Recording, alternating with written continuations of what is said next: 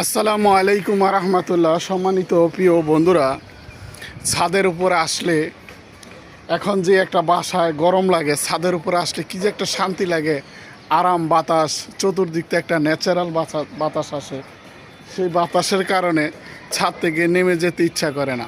বুঝতে পেরেছেন বন্ধুগণ, ছাদের উপরে লাগাইছিলাম ভিয়েতনামি নারকেল গাছ। বলছিল অল্প দিনে গাছে নারকেল আসবে, দেখেন কত বড় গাছ, তারপরও নারকেল হয় না। এই দুঃখ কারে বলি? সব হইল বাউতাবাজি। এক একটা দেশের আবহাওয়ার সাথেও এগুলো মিল থাকতে হবে, খালি গাছ লাগাইলে হবে না।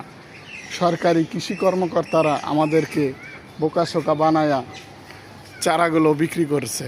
চারাগুলো বিক্রি শেষ, তাদের আর দেখা সাক্ষাৎ পাওয়া যায় না।